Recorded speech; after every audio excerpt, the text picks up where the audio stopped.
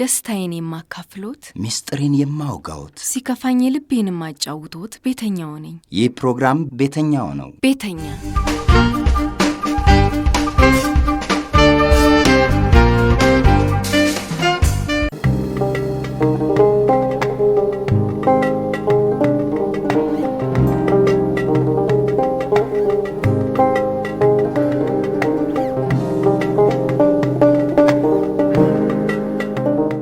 ሲድ እንዴ ራሴ ልጆችን ማይሽ አሳዝነሽ ነው በዝጋቢር አገኘዋለሁ ችግር የለውም እኔ የበላቱን በልታሽ ልብስም ራሴ ገዛልሻለሁ በራሴ ወጭ 40 ብር አስብልሻለሁ ችግር የለውም እንዳትጨናነቂ አለች። እሺ አልኳት። ጸጉሬን የዛኑ ቀን ቅጫ ምናምን ስታይበት መቀስ እንትን ብላ በመቀስ ጸጉሬን ቆረጠች። እኔ ቆንጆ አድርጌልሻለሁ አይዞሽ እና አሁን እስከ 6 ወር እንዲያወጪ አለች። ችግር የለውም አልኳት። እኔ ብዙም ስራ ስለማልችል በቃ እሷ ተመስጣል አልጋና የምታተነጥፈኝ ወጥ ሰሰራ ነይ ወጥ ስሪ ነይ ትለኛለች። እንጀራ ስጋግር ነይ ሙያ እንደማር ነይ ለኔ አይደለም እንደዚህ ሙያ ማሳየሽ ለራስሽ ነው የሚጠቅምሽ ለራስሽ ነው ምናምን ትለኛለች። እንደ ልጆቿ አልምታየኝ አልለየኝም። ታበላኛለች ታላጠኛለች ልብስ ትገዛልኝ በዓል ሲደርስ አታክልት እንኳን ብገዛ ከልጆቿ አትለየኝም። ነይ ቢ ነይ ጠጪ ነይ ያቺ 40 ብር በወር ታስቀምጥልኛለች። አስባ ሳትነግረኝ ልብስ ገዛችልኝ ጫማ ገዛችልኝ። በቃ ተንከባከበችኝ ልጆቿ አርጋ ከዘመድ ለካስ ባሪያ ነው የሚሻለው ብዬ በቃ ደስተኛው እንደ እናቴ ነው ያዩት። እስከ 6 ወር ውጭ አልወጣም። ግቢ ሰፊ ስለሆነ ልጆች ስላሉ ደስ ይላል። ልጆች ትምህርት ይሄዳሉ እንዳለ በቃ ጭር ምናምን ሲል በቃ ታኝ እንዳይደብርሽ ምናምን ትለኛለች። እተኛለሁ 6 ወር ባልወጣም ውጭ ሳይደብረኝ ነው የኖርኩት 6 ወር ድረስ። ሰውነቴ እንዳለ ወፈርኩ። አንድ ቀን በቃ እንሂድ ጉልት አታክልት ገዝተን እንምጣለች። እሺ አልኳት። እንደውም በአባትሽ በር ምን ሄደው አለች። እሺ አልኳትና ሱሪ ለብሼ ጫማዬን አርጌ ፋብዬ ምን ብዬ ሄድኩ። ሲሄድ እዛ በር ላይ ቁጭ ባል በዛ በጀርባ ያሉ ጎረቤቶች አቶ ጌታቸው አቤት ልጃችሁ እኮ እቺ ናት እቺ አረ ልጅ አይደለችም አረ እናት ልጃችሁ ናት ነይ ባሏት። አባቴ ጠራኝ። ልጅ አረ ነይ አልመጣም። ሚስትየው እንደዛ ስላረገችኝ እሱም የሚስቱን ነገር ስለሚሰማ ወደ ሚስቱ ነው ያዳለው። ስለዚህ በቃ ያኔ ተሰምቶኝ በቃ እንዲህ ያለበት አያስፈልግም። ከሌላ አባት ሳይ የሱ የተለየ ነው። አንዳንዱ አባት ለልጁ በጣም እንትን የሚሉ አሉ ብዙዎች። የኔ አባት ወደ ሚስቱ በቃ የሚስቱን የሚሰማው የኔን ብነግረው አይሰማኝም። ስለዚህ የራሱ ጉዳይ እየተጨወርኩኝ ከዛ በኋላ ቤቱን ማወቀው ማን እንደወሰደኝ ማወቀ። ከዛ በቃ ዝም አለ። ሴትዮዋ ጋር ያለው እንዲያጋጣሚ መኪና ተገጨና ሞተ አባቴ። አንድ ዘላላምባ አልወጣኝ። ሲሞት ራሱ መቀብሩ ማለት ነው። ለምን ስለበደለኝ ብዙ ነገር ስላደረገኝ ምን ብዬ ማለቅስ። ይሄ ሰውዬ አባቴ ሆነ እንጂ እናቴ በዘነዘለ ይመታት ነበር። እኔንም ልጆቹንም ይበድላል ብዙ ነው ያረጋን። አባቴ ሞተ ሲባል ምንም አልመሰለኝም። ለቅሶም አልሄድኩም። ጎረቤት ነን ግን አልሄድኩም። ለምን አንጅት ያሯና እቺ ሴትዮ ባትኖር እኮ እርሜ ልኬን እዛው ነው እንትን ብዬ መኖሩ። ወይ ጠፋለሁ ጠፍቼም ወይ አንዱ ዱርዬ መጫወቻ ያረጋኛል ወይ ደግሞ እዛው ወይ ሴትዮ አናቴ መታኝ ሞት ይሆናል ወይ አንድ ነገር ሆኜ ይሆናል ስታው ይዛን ጊዜ ማለት ነው። ስለዚህ ምን ብዬ እሱ ጋር እንትን ብዬ መሄድ ወልዶ መጣል ምን ያረጋል?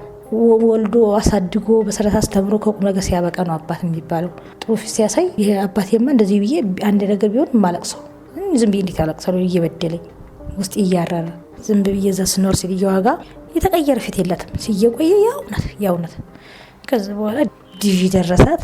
እድሏ ስለደረሳት ደስ ብሎኛል። ግን በቃ እኔ ግን ውስጥ ተሰማኝ። በቃ እቺ ሴትዮ እኮ እንደው ደህና ስለምዳይ እንደዚህ እንድናቴ ነው ማያት እኮ ምናምን ብዬ በጣም ነው ያለቀስኩት። ለምን አንዴ ባልየው ምስኪን ነው ይሶባል። ባልተቤት ጥሩ ሰው ነው። ህፃን ያሳደጉት አለ እሱ ራሱ ምስኪን ነበር። ህፃን ልጅ እንትን ስለምል መከርችኝ። እሱ ቤት ስሪ ነበር ያለችኝ። እኔም ቢያልኳት ይሁንች አለችኝ። ጎን ያገሬ ልጅ ናት እና የቀን ስራ እንስራ አለችኝ። የቀን ስራ እንስራና ከዛ የራሳችን እንትን እያልን እየሰራን እንኖራለን ምናምን ስትለኝ ከዛ ቤት አልገባ ማልኳት። ከዛ በቃ እሺ እንዲዛካሽ እቃንቺ ብላ ተወሰነ እቃ ሰጠችኝ። ትናንሽ እቃ ድስት፣ ሳህን፣ ጭልፋ፣ ብርድ ልብስ፣ ፍራሽ በቃ ተጠቀሚበት። ለቤትም መከራዩ ያጠራቀምችልኝ ብር አስባ ሰጠኝ 300 ብር። አየር ጤና ሰፈር ወደ ላይ ወጣሁና ቻይና ካምፕ የሚባለው ከትንሽ ቤት 50 ብር ተከራይቼ መኖር ጀመርኩ። ዘይ ቀን ስራ ጀመርኩኝ። አርማታ ተሸከማለሁ፣ ቦለኬት ተሸከማለሁ፣ በቃ ያገኘሁት ስራ ሰራለሁ። በሳምንት 25 ብር ይከፈለኛል። በጣም ከባድ ነው። ያቺ 5 ብር የዛን ጊዜ ቤት ኪራይ 50 ብር ነበር። በቃ እንደ በፊቱ አልሆንኩም። እዛም ተከራይቼም እንደዛች እንደሄደችው ድሮ እንደያዘች ሴትዮ አልሆንም። ወጭ ብዙ ነው። ዘይት አለ፣ ሽንኩርት አለ፣ ብዙ ነገር ያስፈልጋል። የቀን ስራው እጄን አመመኝ። አርማታውን በቃ ባሬ ለማዝ መካበደኝ። ከዛ እንደ አጋጣሚ የሆነች ልጅ አገኘሁ ሰፈር። ሁሌ ነው ማየት እንዶ አለባበሷ ምናምን በቃ ሳያት እንዶ ምንድነው የምትሰራው ምናምን እላለሁ። ልብስ ዝንጥ ብላ ምናምን የምትሄደው እውነቷ ምናምን ደስ ይለኛል። ሰላምተኛዬ ነች። አንድ ቀን ጠየኳት። እናቱ አልኳት ምንድነው የምትሰሪው አልኳት።